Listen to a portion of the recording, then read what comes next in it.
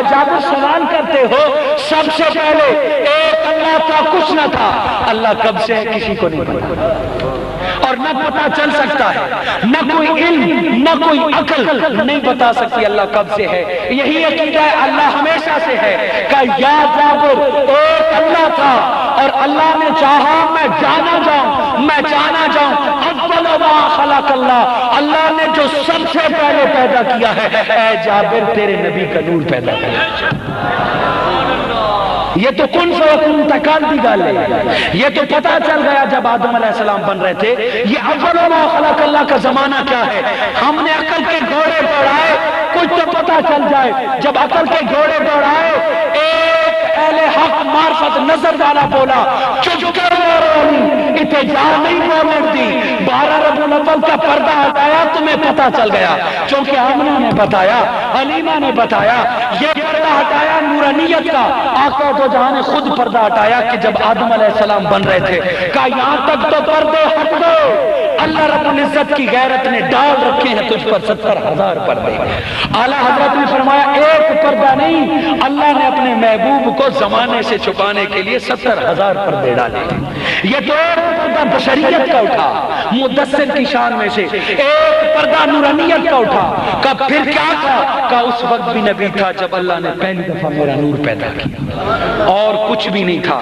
یوں نبوت کی توریخ ہمیں پیڑھیاں ملی تو کہ عقل نہیں دوڑ سکتی، کہ یہ نبوت ایسی ہے کہ آج مسیحیت کے اعلان کے بعد خیال آ جائے کہ نبوت کا دعویٰ کر دو۔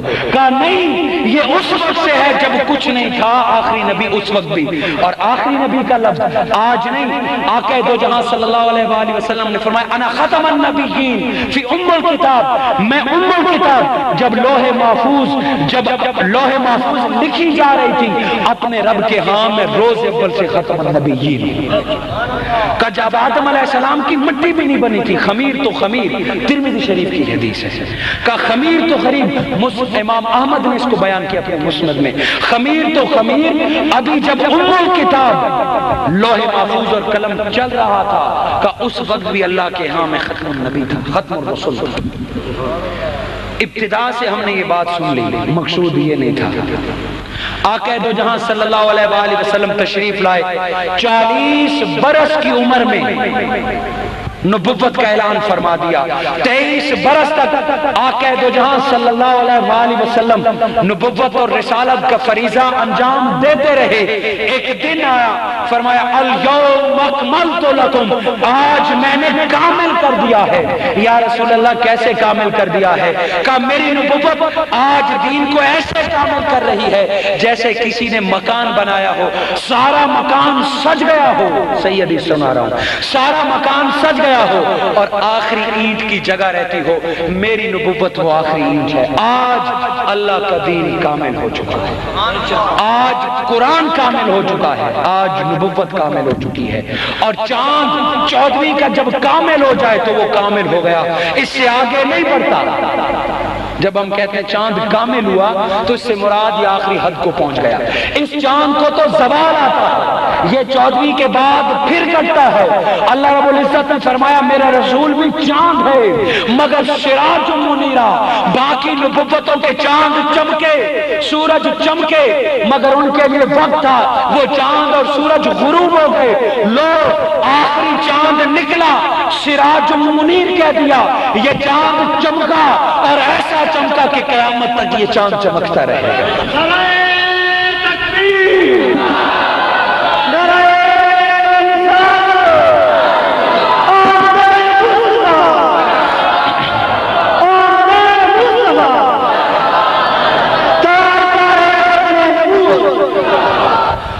اور اس بات کی کہ اب آقا دو جہاں صلی اللہ علیہ وآلہ وسلم نے جب قرآن سنا دیا، ایک آیت آئی ما کان ابا احد، سنو لوگو خبردار، تم مردوں میں سے محمد کسی کے باپ نہیں ہیں۔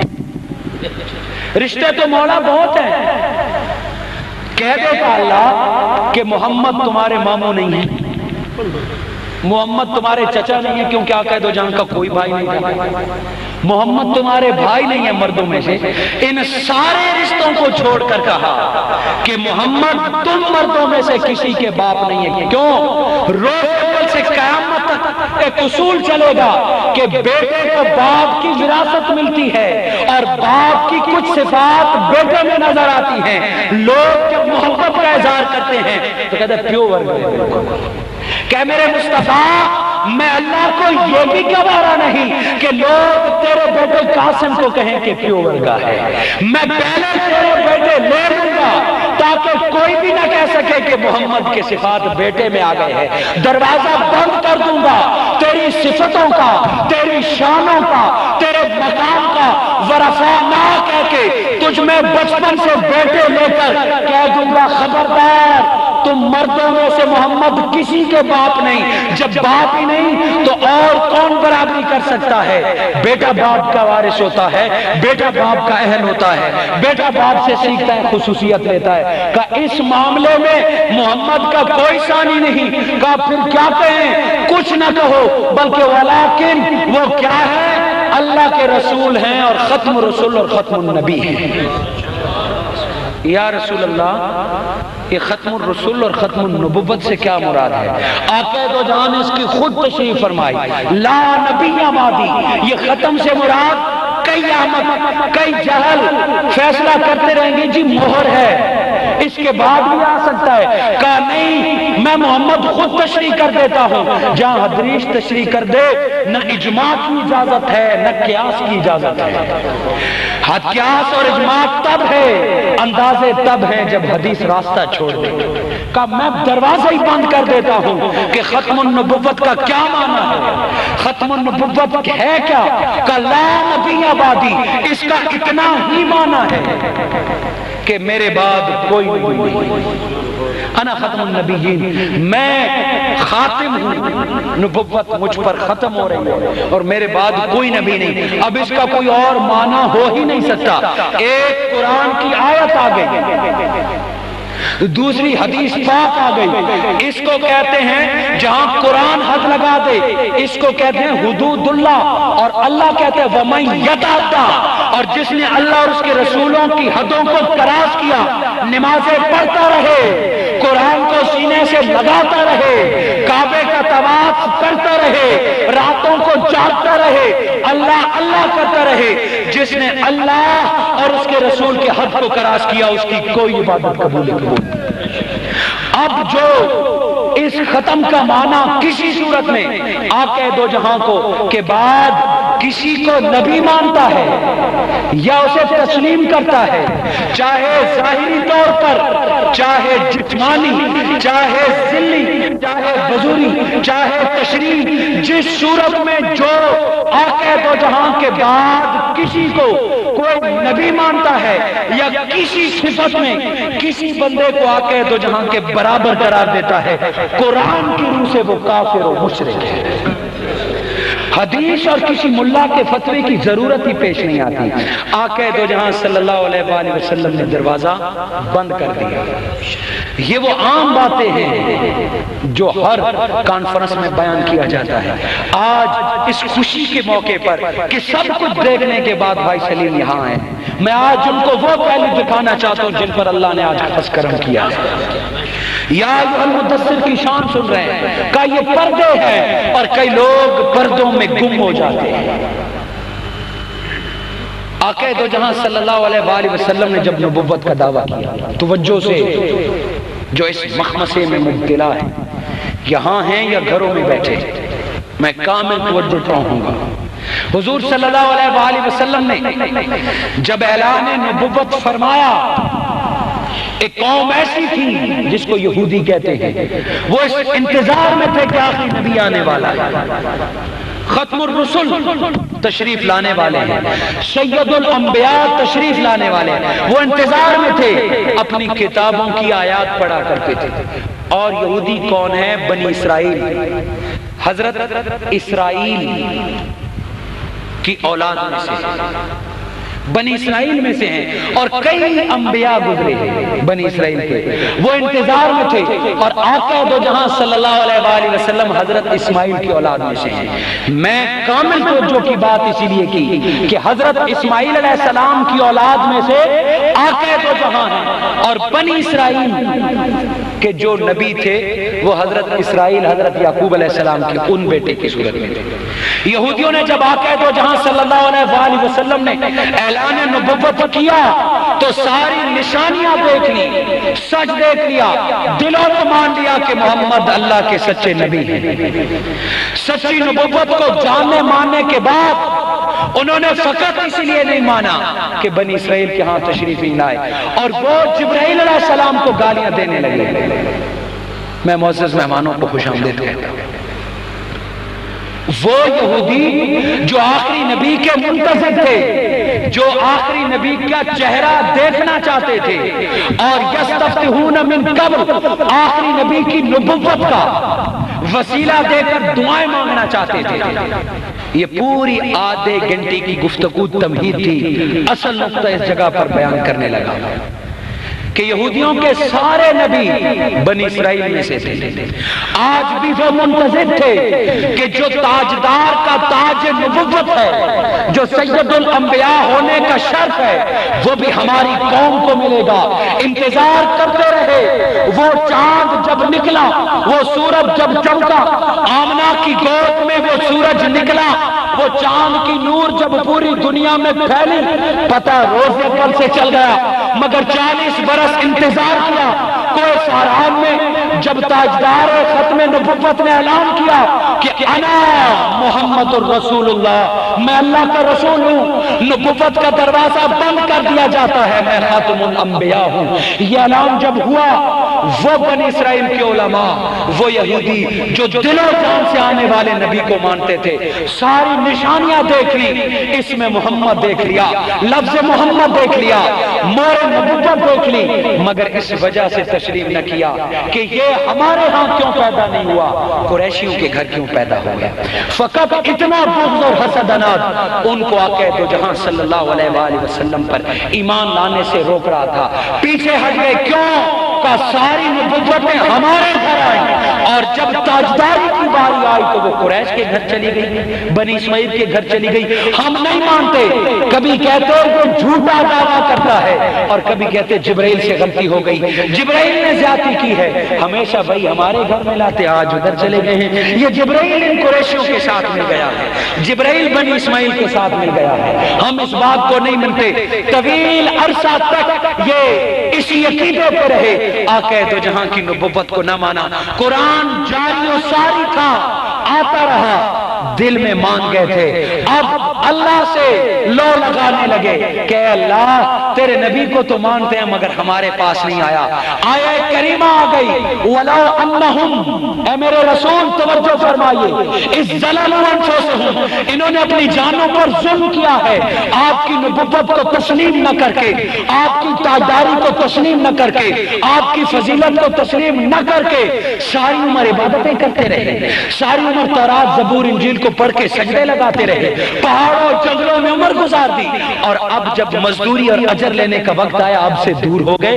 اے میرے رسول میں اللہ اعلان کر رہا ہوں، وَلَوْ أَنَّهُمْ، اگرچہ ایسے ہو جائے، جاؤکا، یہ لوگ اپنی انا اور میں کے خام کو توڑ کر آپ کی نبوت کو تسلیم کریں، آپ کے قدموں میں آئیں اور آپ ان کے لیے معافی مانگے تو میں ان کے سارے گناہ بخش دوں گا۔ کہ آج تک آپ کی نبوت سے دور رہے، قابل معافی کب؟ جب آپ کے قدموں میں آ جائیں۔ جاؤکا، اے میرے مصطفیٰ تیرے قدموں میں آ جائیں، فقط آنا نہیں، یوں تو منافق بھی قدموں میں بیٹھتے رہے، کہا نہیں آپ کے قدموں میں آئیں گے، واستغفر لہم، اور آپ کہیں گے مولا معاف کر دے۔ اے میرے رسول 40 برس 20 برس 23 برس آپ کی نبوت کو نہ مانا، بغض حسد میں مبتلا ہو کے مان گئے، جب آپ کی قدموں میں آ گئے، تواب الرحیم، اللہ کو بہت زیادہ توبہ قبول کرنے والے پائیں گے۔ کب؟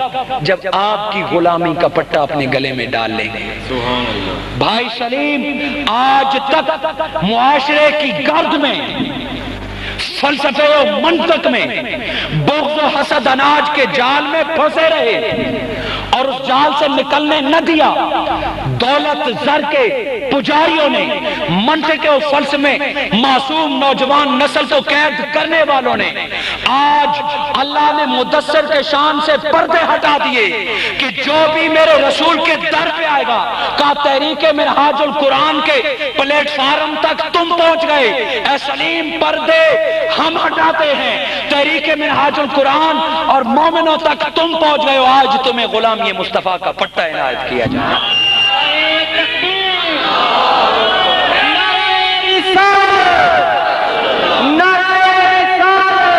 گو کہ جرم بڑا تھا،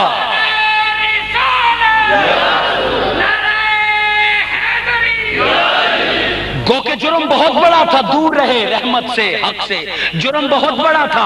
خوش قسمتی یہ ہے اگر پاس نہ آئے تو خود خالق کائنات نے اعلان کیا میرے مصطفیٰ یہ معافی اس کے لیے ہے جاؤ کا جو تیرے قدموں میں آ گئے، اور جو نہ آئے میرے مصطفیٰ تیرے رب کی محبت کا اعلان ہے۔ تم بھی اے میرے مصطفیٰ آپ بھی 70 مرہ ان لوگوں کے لیے جو تیرے قدموں کے پاس نہ آئے، آپ بھی ان کے لیے 70 دفعہ کہہ دے میں اللہ پھر بھی نہیں مانوں گا، میں اللہ تب معاف کروں گا جب آپ کے قدموں میں آ جائیں گے۔ آپ ان کے لیے معافی مانگے نہ مانگے 70 دفعہ بھی معافی مانگ لیں تو اے میرے رسول آپ کی بات بھی نہیں مانوں گا۔ کیوں؟ تیرے پاس نہیں آتا، مجھ سے ملنا چاہتا ہے، کہ ایسی تو کوئی بات ہی نہیں ہے، در ہی تیرا بنا دیا ہے، اور جاؤ کی آیت نے قیامت تک بتا دیا۔ یہ ساری پچھلی تشریح اور یا ایھا المدثر کی شان کہ آقا دو جہاں پردوں میں ہیں، اور اعلیٰ حضرت نے فرمایا اللہ کی غیرت نے 70,000 پردے ڈالے ہیں اپنے محبوب پر، اور یہ مقدر کی بات ہے کہ اس کو کس پردے میں نصیب ہوتا ہے۔ یہ آیت کریمہ پورے مومنوں میں پھیل گئی کہ اگر گناہ کر لیے، ظلم کر لیا اپنے آپ پر، وہ گناہ جس سورہ میں ہوئے اگر آپ کے قدموں آپ کے پاس آ گئے تو گناہ معاف کر دیے جائے۔ یہی ہمارا ٹرننگ پوائنٹ ہے۔ ایک وہ کہ کب سے نبی ہیں، کہ کنت نبیًا، میں اس وقت نبی ہوں جب یہ آدم علیہ السلام بھی نہیں بنے تھے۔ یہ میں آپ کو ماضی ملے گیا جس کا اینڈ ہی نہیں ہے، یہ حال بیان کیا 23 سال کا۔ جاؤ کا لفظ اے میرے مصطفیٰ تیرے پاس آئیں گے، آقا دو جہاں نے فرمایا لا نبی بعدی، یا رسول اللہ بعد کا کیا معنی ہے؟ کیا آپ کا زمانہ ختم ہو جائے گا؟ فرمایا نہیں، بعدی سے مراد یہ ہے کہ ایک اور پردہ آ جائے گا، جیسے بشریت سے پہلے نورانیت کا پردہ تھا، وہ نورانیت سے پردہ ہٹا، آمنہ کی گود میں بشریت کا پردہ آ گیا۔ اب 63 برس عمر ہو گئی، اللہ نے اپنے بندے کو اختیار دے دیا، پیارے دنیا میں رہنا چاہتا ہے یا میرے پاس آنا چاہتا ہے؟ اللہ تو تمہیں اپنے پاس بلانا چاہتا ہے، کا ایک اور پردہ ڈال دیا۔ زمانہ اس کو موت کے نام سے جانتا ہے، زمانہ اس کو وصال کے نام سے جانتا ہے، کہ آنی تو فقط آنی ہے، یہ پردہ ہے، قال رفیق العالی، میں تو اپنے اللہ کے پاس جا رہا ہوں۔ یا رسول اللہ کیا ہمیں چھوڑ کے جا رہے ہیں؟ فرمایا نہیں، من زار قبری، جو میری قبر پہ آ گیا، فَكَأَنَّمَا زَارَ فِي الْحَيَاةِ، میری قبر تک آئے گا، میں محمد کہتا ہوں گویا مجھے زندگی میں مل گیا۔ کہ یا رسول اللہ کیوں؟ کہ اللہ نے زمین پر حرام قرار دیا کہ وہ نبیوں کا جسم کھائے۔ صحابہ کرام تشریف فرما ہے، آقا دو جہاں نے پردہ کر لیا، 3 دن بیت گئے، اب یہ جدائی کیسے ہوگی؟ یہ کتنا غم ہوگا کہ آقا دو جہاں نے ظاہری طور پر پردہ فرما لیا۔ حضرت علی شیر خدا بھی ہیں، جیت صحابہ کرام آقا دو جہاں کی پیاری باتیں یاد کرنے۔ ایک عربی آتا ہے دیہاتی، یہ ایٹیٹیوڈ سے واقف نہیں ہوتے، دیہاتی عربی سادہ لوگ ہوتے ہیں، اور کھڑے ہو کے کہتے تم میں محمد کون ہے؟ تفسیر حسنات نے روح المعانی اور دیگر کئی روایت سے بیان کیا کہ تم میں محمد کون ہے؟ صحابہ کرام دیکھنے لگے کہ ان کو نہیں پتا کہ ہمارے آقا تو پردہ فرما گئے، بس اتنا پوچھنا تھا تم میں محمد کون ہے۔ صحابہ کرام کی آنکھوں سے آنسو جاری ہو گئے، یہ نہیں کہا کہ دنیا سے چلے گئے، نعوذ باللہ خاک بدہن کے مر گئے ہیں، چونکہ عقیدے ہی نہیں یہ نہیں تھے، اور حضرت عمر فاروق نے تو تلوار نکال کے عقیدہ بتا دیا تھا، خبردار کسی نے کہا میرے آقا مر گئے تو میں اس کی گردن کاٹ دوں گا۔ یہ جلالی انداز میں ختم نبوت کا اشارہ دے دیا تھا کہ اگر تم یہ کہتے رہو گے مر گئے تو کوئی بدبخت کہے گا نبوت بھی ختم ہو گئی۔ پھر تو آقا دو جہاں صلی اللہ علیہ وآلہ وسلم کے بارے میں اس عرابی نے پوچھا تو حضرت علی شیر خدا نے اشارہ کیا مٹی کے ڈھیر کی طرف، وہ ہے۔ کسی نے یہ نکالی تو مٹی کے ڈھیر کو کہتے ہو کہ وہ اللہ کے رسول ہیں؟ حدیث اٹھا کے دیکھ لیجئے، حضرت علی نے اشارہ کیا، وہ دیہاتی دوڑ کے گیا اور لپٹ گیا قبر سے، کہا یا رسول اللہ یہ کیسی دوستی ہے، یہ کیسی جفا ہے، کیوں آج مجھے یہ آیت پہنچی ہے کہ اگر تم اپنی جانوں پر ظلم کر بیٹھے ہو، اس ظلم جب بھی، جس وقت بھی، مستقبل میں جب بھی تم اپنی جانوں پر ظلم کر بیٹھے، جاؤ کا میرے مصطفیٰ کے پاس جاؤ، وہ تمہیں گناہوں سے پاک صاف کر دیں گے۔ یا رسول اللہ یہ آیت تو مجھے آج پہنچی ہے، میں آج گناہوں سے بخشوانے آئے اور آپ نے پردہ کر لیا، ہمارا کیا بنے گا؟ اگر پردہ ہی کرنا تھا، ہمیں چھوڑ کے جانا تھا، تو یہ آیت کیوں بتائی تھی ہمیں؟ یہ پیغام کیوں دیا تھا؟ راوی کہتا ہے قسم خدا کی وہ رو رہا تھا، چلا رہا تھا، قبر سے آئی، اے میرے امتی خوف نہ کر، تو میرے قبر پہ آیا ہے، اللہ نے تیرے سارے گناہ بخش دیے۔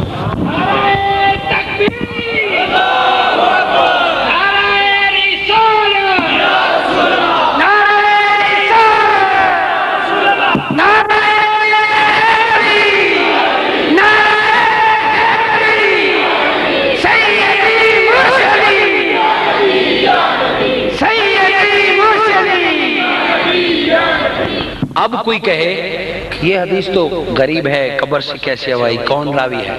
چلو ہم اس کو دل و جان سے مانتے ہیں۔ اس سے آگے آئیے، حضرت ثوبان اور حضرت ارباز رضی اللہ تعالیٰ عنہ فرماتے ہیں یہی موقع تھا یا کوئی اور تھا، کہا میں قبر انور، روز انور کے پاس بیٹھا تھا، ایک شخص آیا اور قبر انور کے پاس آ کے یہ آیت بھی پڑھتا ہے اور کہتا ہے یا رسول اللہ میں تو آ گیا ہوں، اب میرے گناہوں کا کیا ہوگا؟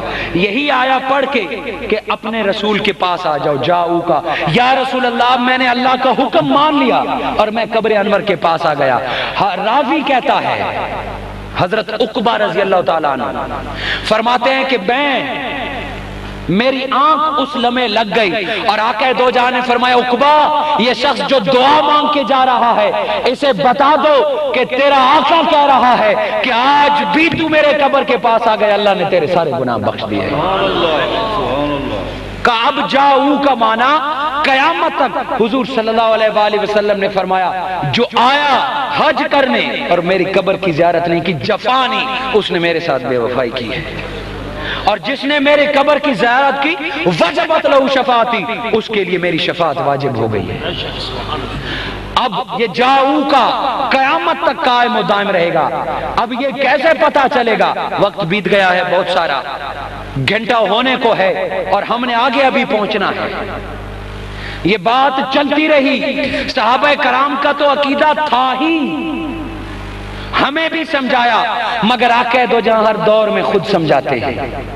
امام بوصیری وقت کے امام ہیں، عاشق رسول ہیں، بیماری لگ گئی، جسم گلنے لگ گیا، پیپ گوشت گرتا ہے، سارے لوگ چھوڑ گئے، جب زمانے میں کوئی سہارا نہ رہا، ظاہری طور پر جسم گندا ہو گیا، اپنے مکان کے کونے میں بیٹھ کر آقا دو جہاں کو براہ راست بھی مخاطب نہیں کرتے، کہتے مولا اے میرے رب یا صلی وسلم دائماً ابدا ابدا۔ یہ بوصیری ظاہری طور پر اپنے گندے جسم کے ساتھ مولا تجھ سے گزارش کرتا ہے قیامت تک میری طرف سے اپنے حبیب کو سلام کہتا رہے، اور پورا قصیدہ لکھ دیا۔ سو گئے آپ، سوئے بخت جاگ گئے، آقا دو جہاں تشریف لائے اور کہا بوصیری رات کو جو نعت اور قصیدہ لکھا ہے مجھے سناؤ۔ یہ تو پہلے بھی کئی دفعہ ہو چکے، آقا دو جہاں آئے، جب سن لیا چادر عنایت کی بوصیری اس کو خواب نہ سمجھنا، میں محمد مصطفیٰ بنفس و نفیس اپنے بشری پیکر کے ساتھ آیا ہوں، کوئی نہ مانے یہ چادر لے لو، قیامت تک لوگوں کو دکھاتا رہے۔ اے میرے مصطفیٰ کو دنیا سے گزرا ہوا سمجھنے والے، اے میرے مصطفیٰ کو قبر میں مقید جاننے والے، اے میرے مصطفیٰ کو مر جانے کا تصور رکھنے والے، یہ ساری بدعقیدگی ختم کر دے، عقیدے کو صاف کر لے۔ بوصیری کو چادر دے کے آقا دو جہاں نے فرمایا میں ہر دور میں ہوں، قیامت تک تمہارے درمیان موجود ہوں، جو بھی مجھ کو پکارے گا میں محمد آؤں گا بھی کرم کر کے تحفے بھی عنایت کروں گا۔ آج ہر کوئی مانتا ہے۔ حضرت امام بصیری نے وہ چادر بھی دکھائی آقا دو جہاں تشریف لائے اور کہا، قرآن نے کہا کبھی غلط فہمی میں مبتلا نہ ہونا، قبر یا گنبد خضرا، انا فیکم، تمہارا رسول تمہارے درمیان موجود ہے۔ وہ کیا ہے؟ یا ایھا المدثر، اے میرے پردوں کی شان والے، اے چادر والے، تو نے تو چادر اوڑھ رکھی ہے، تو نے تو پردہ کیا ہے، اور یہ نادان سمجھتے ہیں کہ گزر گئے ہیں، نبوت ختم ہو گئی ہے۔ نہیں، یہ بات بیتتی گئی، میں نے پہلے عرض کیا، مختصر کر رہا ہوں، وقت بیتتی گیا۔ مولانا اشرف علی تھانوی کو پڑھیے، یا تبلیغی نصاب جو آج سے 35 سال پہلے ہے، وہ روز الرائین کی ایک روایت بیان کرتے ہیں۔ تبلیغی نصاب جو آج سے 40 برس پہلے پرنٹ ہوئی، اس میں ایک باب ہے درود السلام کا، اس میں روز الرائین کی وہ روایت درج کرتے ہیں۔ کیا کہ ایک باپ اور بیٹا دونوں حج کے لیے روانہ ہوتے ہیں، حج کے لیے روانہ ہوتے ہیں، راستے میں باپ بیمار ہو جاتا ہے، ایک پردیس ہے، دوسرا پہاڑی علاقہ ہے، جنگل ہے، کوئی نہیں ہے، باپ بیمار ہوتا ہے، نوجوان بیٹے کے جسم میں، جھولی میں باپ کا سر رکھا ہوا ہے، باپ ہچکیاں لیتا ہے۔ تصور کریں، کوئی آسرا نہ ہو، نوجوان بیٹے کی جھولی میں بوڑھے باپ کا سر ہو، اور وہ آخریاں ہچکیاں لے رہا ہو، پلانے کے لیے پانی نہ ہو، دوا تو دور کی بات، اور باپ ہچکیاں لیتے لیتے نوجوان بیٹے کے جھولی میں دم توڑ دے۔ ایک یہ مصیبت کہ پردیس میں پاس کچھ بھی نہیں، دوسری مصیبت آن پڑی کہ باپ کا چہرہ بگڑ گیا، چہرہ مسخ ہو گیا، اور آج بھی یہ قائم ہے، چہرے آج بھی بگڑتے ہیں، مگر آقا دو جہاں کا فیض ہے۔ قبر سے پہلے کبھی تصور کیجئے، قبر سے پہلے کفن میں چہرے دیکھیے، بعض لوگوں کے چہرے منور اور ہنستے ہوئے ہوتے ہیں، اور بعض لوگوں کے چہرے اتر جاتے ہیں، یہی سے ان کی آخرت کا پتہ چلتا ہے۔ لکھتے ہیں کہ وہ باپ کا چہرہ بگڑ گیا، خود بیٹا ڈرنے لگا کہ لوگوں کو کیا دکھاؤں گا کہ یہ چہرہ کیوں بگڑ گیا۔ ایک باپ کی موت، دوسرا پردیس، اور باپ کا چہرہ بگڑنا، زاروں قطار رونے لگا باپ کے سر پر لاش رکھ کے، باپ کے چہرے پہ کپڑا ڈال کے زاروں قطار روتا ہے۔ بیٹا کہتا ہے میں کیا دیکھتا ہوں کہ دائیں طرف سے ایک شخص نمودار ہوا سفید کپڑوں میں، اور اس نے اپنا چہرہ سفید کپڑے میں لپیٹا ہوا ہے۔ وہ قریب آیا، سلام کیا، میرے باپ کے چہرے سے پردہ ہٹایا اور میرے والد کے چہرے پر ہاتھ پھیرا، نہ صرف میرے والد کا چہرہ درست ہوا بلکہ وہ نورانی ہو گیا۔ خوشی ہو گئی کہ میرے باپ کا چہرہ درست ہو گیا۔ بیٹا اسی خوشی میں مگن ہے کہ وہ شخص پھر چلتا بنا۔ جب چلا، بیٹے نے باپ کی لاش کو چھوڑ دیا اور اس شخص کے پیچھے چل پڑا، پیچھے گیا، ہاتھ سے پکڑا، اے میرے محسن، آج اس دیار غیر میں، اس جنگل اور پہاڑ میں اتنا بڑا کرم کہ آپ میرے پاس آئے اور اتنا بڑا احسان کیا کہ میرے چہرے، میرے والد کے چہرے کو درست کر دیا۔ ذرا اپنا تعارف تو کرائیے۔ منہ پھیرا، کہ تعارف چاہتا ہے؟ ہاں۔ چہرے سے پردہ ہٹایا، کہا مجھے محمد الرسول اللہ کہتے ہیں، میں اللہ کا آخری نبی ہوں۔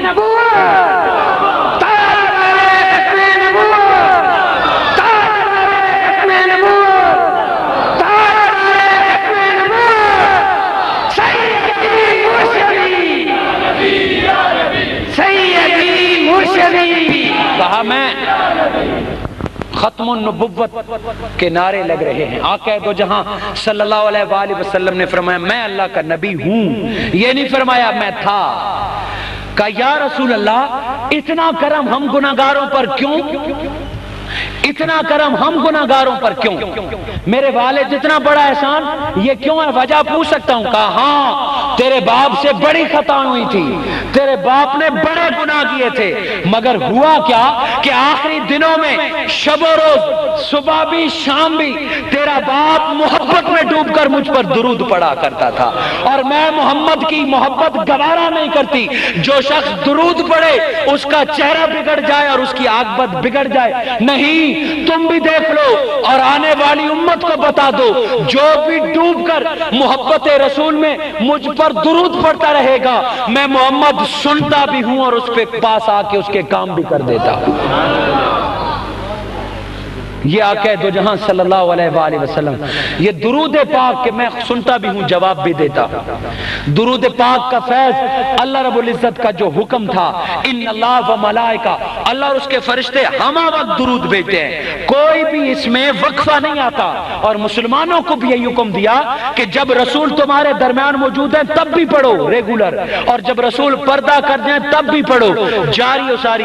امت یہ پڑھتی رہی، امت یہ پڑھتی رہی، مگر یہ سعادت کسے نہ ملی؟ کون سی؟ ایک اللہ اپنے رسول پر رحمت بھیجتا ہے، دوسرے فرشتے ہمیشہ ہمہ وقت 70,000 کی جماعت آتی ہے، وہ درود پڑھ رہی ہوتی ہے، دوسری جماعت آتی ہے، وہ پہلی والی چلی جاتی ہے، دوسری بیٹھ جاتی ہے، یہ ساری جاری و ساری رہی۔ زمانہ بیتا، 1450 سال گزرے، کسی کی توجہ نہیں گئی۔ آخر ایک ایسا شخص تھا کہ اللہ رب العزت نے پردے اٹھائے، شان مدثر کی محبت قائم کی، اس نے گوشے درود بنا دیا۔ طاہر القادری نے گوشے درود کا حکم دیا۔ ایک اللہ کا کام ہے کہ ہمہ وقت درود پڑھتا ہے، باقی فرشتے ہیں۔ آج تک کسی انسان یا کسی جماعت نے یہ نہیں کیا کہ ہمہ وقت، چاہے عید ہو یا بقر عید ہو، شب برات ہو یا لیلۃ القدر ہو، جو بھی ہو، گھر میں والد کی لاش ہو، کبھی ایسا نہیں ہوا کہ ہمہ وقت بندے آقا دو جہاں پر درود ہو۔ پہلی دفعہ تحریک منہاج القرآن اور ڈاکٹر طاہر القادری کو یہ اعزاز حاصل ہوا کہ گوشہ درود بنا دیا، صبح ہو شام ہو، خوشی ہو غمی ہو، جمعہ ہو یا عید ہو، کبھی وقفہ نہیں آتا۔ ایک گنبد خضرا پر ہمہ وقت درود کی بارش ہوتی ہے، دوسرا تحریک منہاج القرآن گوشے درود میں ہمہ وقت درود پڑھا جاتا ہے۔ یہ قوم کو ایک پیغام تھا کہ ہم وہ لوگ ہیں کہ ہر لمحہ اپنے آقا کو تصور کرتے ہم میں موجود ہیں اور اسے سلام پیش کرتے رہتے ہیں۔ جاؤ کا سلسلہ جاری و ساری رہے گا۔ آج اگر کوئی بدبختی میں مبتلا ہوتا ہے، نبوت کا، کبھی مسیحیت کا، کبھی نوح کا دعویٰ کرتا ہے، اور وہ دعویٰ کرتا ہے، جب دعویٰ ثابت نہیں ہوتا تو کہتے ہیں ذلی نبی ہے، فلاں نبی ہے، فلاں نبی ہے۔ یہ سارے ہیلے بہانے ہیں۔ آؤ میں بتاتا ہوں، نبوت کا دعویٰ کرنا ہے تو اس طرح کرو۔ اللہ رب العزت نے آخری رسول بنا کر بھیجا اور فرمایا اکمل، تو رسول کی زبان سے کہا دین کامل ہو چکا ہے، اب کسی رسول کی ضرورت نہیں۔ جب رسول کی ضرورت نہیں، کا قرآن بھی کامل عطا کیا، نبی کو معجزات کامل عطا کیے، قرآن کامل عطا کیا، دین عطا کیا، سب کچھ کامل کر کے محمد مصطفیٰ جیسا شاہکار پیدا کیا کا کوئی کمی کجی نہیں تھی، حتیٰ کہ فرما دیا قد جاءکم برہان، آؤ مصطفیٰ کو دیکھو، مصطفیٰ کی بشریت کو دیکھو، مصطفیٰ کی نبوت کو دیکھو، مصطفیٰ کا باپ ہونا دیکھو، مصطفیٰ کا بیٹا ہونا دیکھو، استاد ہونا دیکھو، شوہر ہونا دیکھو۔ تمہیں چیلنج ہے، قد جاءکم برہان من ربکم، اگر تمہیں کوئی کمی کجی نظر آئے تب بات کرنا۔ اللہ نے کامل کر کے بھیجا ہے، کسی حوالے سے نقص نہیں۔ جب کامل کر کے بھیجا، حسن میں بھی، صورت میں بھی، سیرت میں بھی، حسن میں اتنا کامل بھیجا، دیکھنے والا کہتا ہے کہ چاند کو خوبصورت کہوں یا اس چہرے کو خوبصورت کہوں، اور خود نتیجے پہ پہنچتا ہے چاند کے چہرے پہ تو داغ ہیں، میرے آقا کا چہرہ بے داغ ہے۔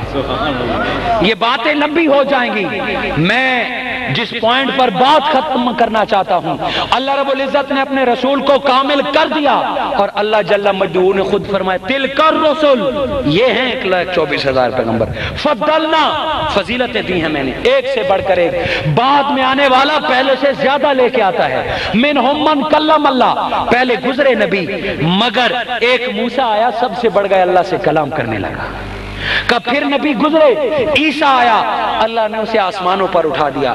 اب باری میرے مصطفیٰ کی ہے، اے میرے مصطفیٰ، نبیوں کو بھیجا، تمہیں امت کامل دے دی سب سے زیادہ، نبیوں کو بھیجا، کتابیں دی، تمہیں کامل کتاب دی۔ کامل کیسے ہے کہ کتابیں بدل گئی، لوگوں نے بدل دیا، مگر تیری کتاب کا حفاظت، تیری کتاب کی حفاظت میں اللہ خود کروں گا۔ کتاب کامل دے دی، امت کامل دے دی۔ اے رسول تمہیں کامل کر دیا، موسیٰ سے کلام کوہ طور پہ کیا، سب نبیوں سے بڑھ کر ہو گئے، عیسیٰ کو اپنے پاس آسمانوں پہ زندہ اٹھایا، اب اے میرے رسول ان سب سے بڑھ کے تمہیں مقام عطا کرنا ہے، وہ کیا کرنا ہے؟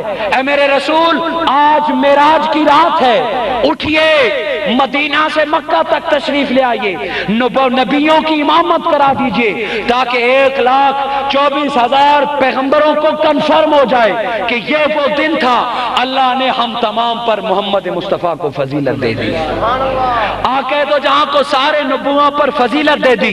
اے میرے مصطفیٰ اب جبرائیل کی سنگت میں اوپر آ تاکہ زمین والوں کو پتا چل جائے، یا ایھا المدثر شان والے تاکہ بشر کو پتا چل جائے، بشریت تو ایک چولا تھا، آج مصطفیٰ بشریت کا پردہ ہٹا کے نورانی سفر میں آگے چل پڑے ہیں، نور والے کے ساتھ نورانی براق میں سوار ہو کے آسمان سے کراس ہو کے جبرائیل ادریس اور الیاس کو کراس کر کے تاکہ عیسیٰ الیاس اور پتا چل جائے ادریس کو کہ ہمیں زندہ اٹھایا گیا آسمانوں پہ، کوئی ایسا بھی ہے جو آسمانوں سے کراس ہو کے آ رہا ہے۔ عیسیٰ علیہ السلام نیچے رہ گئے، ادریس الیاس علیہ السلام نیچے رہ گئے، جبرائیل ساتھ جا رہا ہے، وہ جبرائیل جو سر پا نور ہے، کوئی بشریت کا خدشہ اس میں نہیں ہے، کوئی ذرہ نہیں ہے۔ سدرۃ المنتہا پہ رکے، جبرائیل علیہ السلام رک گئے، کہا میرے مصطفیٰ اب تنہا، مولا یہ کیوں؟ کہا بشر زمین پہ رہ گیا، نبی آسمانوں پہ رہ گئے، جبرائیل کو سدرۃ المنتہا تاکہ زمانے کو پتا چل جائے، اب نورانیت کا چولا بھی اتار دائے۔ میں نے کہا تھا لم یعرف کا، میرے مصطفیٰ تیری حقیقت کو میں اللہ کے سوا کوئی نہیں جان سکتا، بشر تمہیں بشر کہتے رہے، جبرائیل اور فرشتے تمہیں نور سمجھتے رہے، ساروں کو بتا دیا اب سدرۃ المنتہا سے آ گیا، فقا بکانا قوسین کے مقام پہ او ادنا کے مقام پہ مولا یہ او ادنا کا مقام کیا ہے، قوسین بھی بتا دیا، سدرۃ المنتہا بھی بتا دیا۔ ایک وہاں سب سوچا تھا سدرۃ المنتہا تک بتا دیا، کن فیکون تکل دی گل ہے، وہی مقام آیا۔ سدرۃ المنتہا سے آگے کعب قوسین کا مقام آیا، فتدلی او ادنا کا مقام، کہا یہ او ادنا کا مقام کیا ہے؟ عقل نے جب سوچا تو پیر میر علی شاہ بول پڑے، چپ کر میرے علی اتھے جان نہیں بولن دی، کہا او ادنا کے بعد تو کیا سوچے گا؟ او ادنا مصطفیٰ کا مقام ہے، اگر اس کے بعد ہے تو وہ پھر خدا کا مقام ہے، کہا وہ کوئی مقام نہیں۔ آخر اس کا فلسفہ کیا ہے؟ اے میرے رسول، اے میرے حبیب، تو مدثر کی شان والا ہے، تجھے لاکھوں پردے عطا کیے تھے، اب اگر تیرے بعد کوئی بدبخت دعویٰ کرے گا، اور آقا دو جہاں نے فرمایا 30 بدبخت دعویٰ کریں گے نبوت کا، اگر دعویٰ کرے گا اے میرے مصطفیٰ تیری ساری شانیں لوگوں کو بتا دی، تیری ساری شانیں، تیرا حسن بھی دنیا کو دکھا دیا ظاہری و باطنی، تیری زلف واللیل بھی اویسے کرنی کو تک دکھا دی، تیرا چہرہ بددہا ابو بکر عمر کو دکھا دیا، تیری محبت دنیا کو بتا دی، تیرا مقام، تیرا علم، تیرا قرآن رہتی دنیا تک رہے گا، تیرا مقام فرشتوں کو دکھا دیا، سدرۃ المنتہا۔ اے میرے رسول اگر اس کے بعد کوئی نبی ہوتا تو اس کے بعد اس کا اعلیٰ مقام ہوتا، اب اگر کوئی نبوت کا دعویٰ کرتا ہے تو وہ آئے مصطفیٰ سے اگلا مقام ڈھونڈے، پہلے اپنی امت جو میرے آقا کی امت سے بڑھ کے ہو، پہلے اپنی امت تلاش کرے، جب امت ملے تو قرآن سے بڑھ کر کلام تلاش کرے، جب قرآن سے بڑھ کر کلام کی حد ہو تو جبرائیل سے بڑھ کر فرشتہ، جبرائیل سے بڑھ کر فرشتہ کیا ٹیچی بیچی ہوگا، جبرائیل سے بڑھ کر کوئی فرشتہ ڈھونڈو، جب جبرائیل سے بڑھ کر فرشتہ ملے تو کوئی سدرۃ المنتہا ڈھونڈو، جب سدرۃ المنتہا ڈھونڈے تو اوادنا کے مقام پر پہنچو، اوادنا کے مقام پر پہنچے تب کہے گا محمد کے برابر ہے۔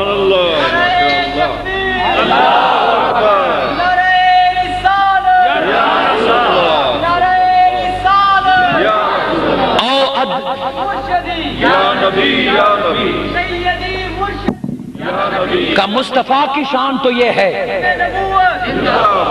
مصطفیٰ کی شان تو یہ ہے کہ او ادنا کے مقام پر ہو گئے۔ اب اگر تم نے نبوت کا دعویٰ کرنا ہے تو او ادنا کے مقام سے آگے چل، اللہ سے پوچھتے ہیں مولا او ادنا کے آگے مقام کیا ہے؟ کہ آگے تو مقام رکھے ہی کوئی نہیں، اگر او ادنا کے بعد کسی کو مقام کی تلاش ہے تو وہ مقام نبوت نہیں، وہ مقام خدائی ہے۔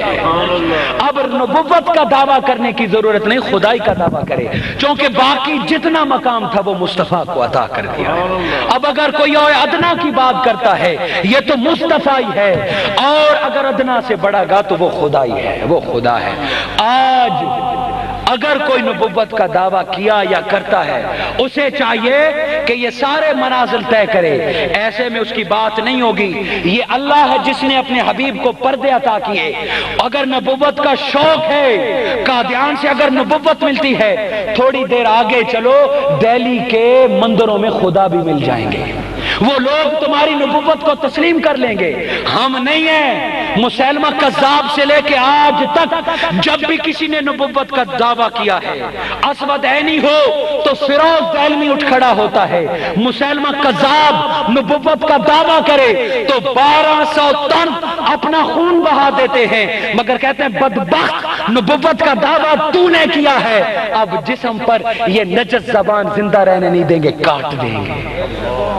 یہ چلتا رہا، بدبخت دعویٰ کرتے رہیں گے، اور جب دعویٰ کرتے رہیں گے تب سچے لوگوں کا پتہ چلے گا، اور جو بہک جائے گا منطق و فلسفہ ڈالر اور پاؤنڈ کی چمک میں، وہ ایمان سے گیا۔ نبوت کا دعویٰ تو اپنی جگہ پر، اگر ان بندوں میں کوئی ایک میرے آقا کی صفت کی برابری کا دعویٰ کرتا ہے، ہمارا عشق تو کہتا ہے باقی ایمان کامل بھی ہو، ایک صفت میں کہتا ہے میں محمد کا برابر ہوں، وہ بھی ایمان سے گیا۔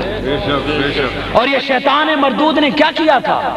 سجدوں سے تو انکار نہیں کیا، اتنا کہا تھا کہ میں بننے میں اس سے اعلیٰ، یہ بشریت میں اعلیٰ، اتنا ہی کہا تھا کہ بس قیامت تک تمہیں لوگ لانتی قرار دیں گے۔ مسیلمہ کذاب نے جب نبوت کا دعویٰ کیا، کیا آقا دو جہاں خوش ہو گئے؟ نہیں، قرآن کہتا ہے ان الذین یؤذون اللہ، جو اللہ کو تکلیف دے گا۔ مولا تمہیں کیسے تکلیف ہوتی ہے؟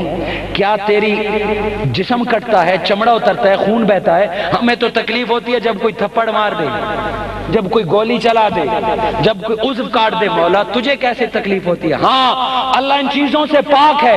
اللہ نے فرمایا ان الذین یؤذون اللہ، تم میں سے جو بھی اللہ کو تکلیف دیتا ہے، مولا تجھے کیسے تکلیف دیتی ہے؟ یؤذون اللہ ورسول کا جو بدبخت، جو موذی میرے رسول کو تکلیف دیتا ہے مجھے تکلیف ہوتی ہے۔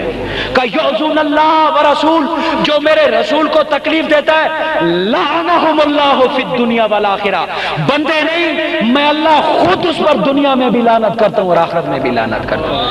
آپ تمام کہیں جو رسول کو تکلیف دیتا ہے اس پر لاکھوں لعنت، لاکھوں لعنت، لاکھوں لعنت۔ اور یا رسول اللہ آپ کو کب تکلیف ہوتی ہے؟ اللہ کو تو تکلیف تب ہوتی ہے جب رسول کو ہوتی ہے۔ آقا دو جہاں صلی اللہ علیہ وآلہ وسلم نے فرمایا جب بھی کوئی بلا وجہ میرے ایک امتی کو تکلیف دیتا ہے میں محمد کو تکلیف ہوتی ہے۔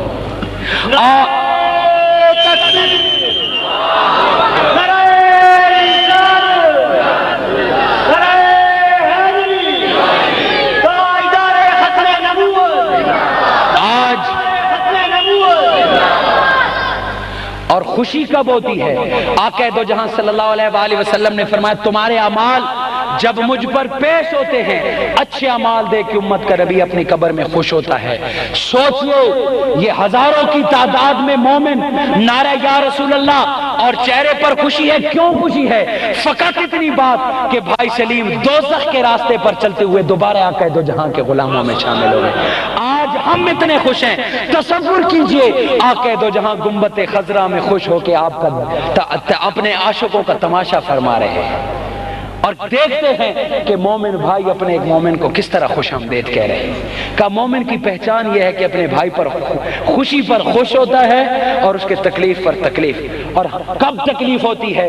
جب کوئی بدبخت آقا دو جہاں کو اپنے جیسے کہتا ہے، جب کوئی بدبخت میرے آقا کی شان میں تنقیص کرتا ہے، جب کوئی بدبخت میرے آقا کے شان کو اپنی، میرے آقا کی شان مدثر والی چادر خود اوڑھنا چاہتا ہے، تو ہر عشق والے اور محبت والے کے دل پر چھریاں چلتی ہیں۔ یہ چھریاں چلی سن 1974، 90 سال برے صغیر کے مسلمانوں نے جدوجہد کی، سینکڑوں کی تعداد میں ظاہری اور خفیہ طور پر ظلم و جبر برداشت کیا۔ انگریز حکومت کے پروردہ نے، انگریز نے گورنریاں عطا کر دی، وزارتیں عطا کر دی، مگر مومن کے دل کو قرار نہ آیا کہ چھریاں چلتی رہیں گی، جاری ہو گئے۔ وہ وقت آیا، اللہ رب العزت نے علماء حق کو موقع دیا۔ وہ سن 74 کی جب تحریک چلی، وہ چاہے نورانی صاحب کی صورت میں یا نیازی صاحب کی صورت میں ظاہری ہو، یا ڈاکٹر طاہر کی صورت میں لائبریری میں بیٹھ کے ریسرچ دے کے ان کو دینے والے ہوں، وہ وقت تھا، تاریخی دن تھا۔ اللہ رب العزت نے کرم کیا، انہی لوگوں کے قلم سے اللہ رب العزت نے حق و باطل کے درمیان فیصلہ فرما دیا کہ ظاہری قانون نے بھی، شریعت نے تو روز اول سے کافر کیا، ظاہری قانون نے بھی اسے کافر قرار دے دیا ہے۔ اب اگر کوئی ان کو اپنے ساتھ بٹھاتا ہے، وہی تعلقات رکھتا ہے، تو گویا اسے آقا سے محبت نہیں، ان بدبختوں سے محبت ہے۔ اسلام کافر سے بھی نفرت نہیں کرتا، کب؟ جب تک وہ گستاخ رسول نہ ہو، وہ کافر جو توحید سے واقف نہ ہو، اسلام سے واقف نہ ہو، اسلام اس کے لیے بازی پھیلاتا ہے، آؤ تمہیں عقیدہ توحید سمجھا دیں، عقیدہ رسالت سمجھا دیں۔ اور جو بدبخت سب کچھ جانے، قرآن بھی پڑھیں، حدیثیں بھی پڑھیں، اور اس کے باوجود مقام نبوت اور رسالت تسلیم نہ کریں، نہ ان کو قرآن تسلیم کرتا ہے، نہ ان کو آئین تسلیم کرتا ہے۔ یہ وقت چلتا رہے گا۔ وہ وقت اٹھا، پھر بدبخت آیا۔ اللہ رب العزت نے وقت کے کلندر پیر میر علی شاہ کو قوت دی، علم کی دلیل کی، حتیٰ کہ بات یہاں تک پہنچی، کہا تم اپنی کرامت دکھاؤ، ہم اپنی کرامت دکھائیں گے۔ کہا میں نہ تلوار اٹھاؤں گا نہ کچھ، میں میرے علی اپنی قلم رکھ دوں گا، تو میرا قلم لکھے گا کہ تو جھوٹا ہے، میرے آقا سچا ہے۔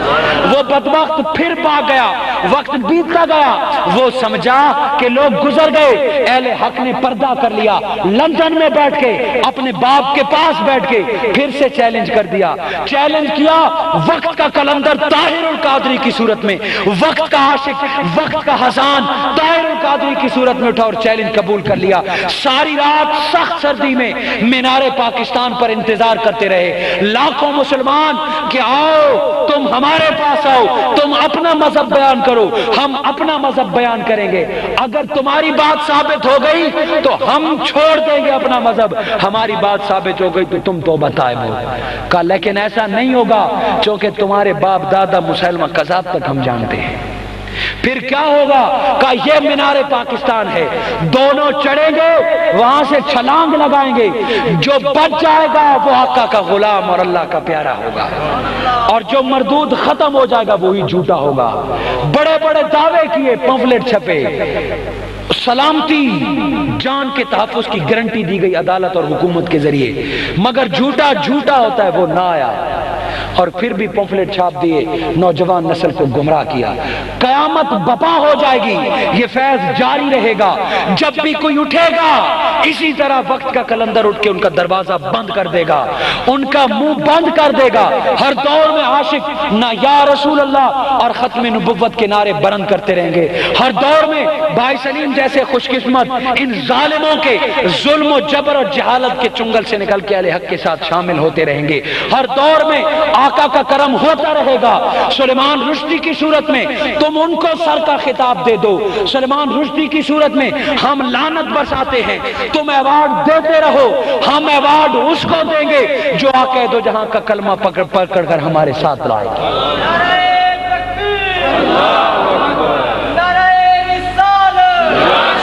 مندیاں بھاویں چنگیاں، مندیاں بھاویں چنگیاں، یا رسول اللہ گو کے گناہگار ہیں، مگر اتنا فخر ہے کہ آپ کے غلام اور آپ کو ماننے والے۔ یا ایھا المدثر کی شان یہ بتا رہی ہے کہ یہ نبوت کا پردہ ہے، جو دیکھنا چاہتا ہے پردہ اٹھا کر دیکھ لے۔ آج بھی نبوت کا فیض جاری و ساری ہے، قیامت تک جاری رہے گا۔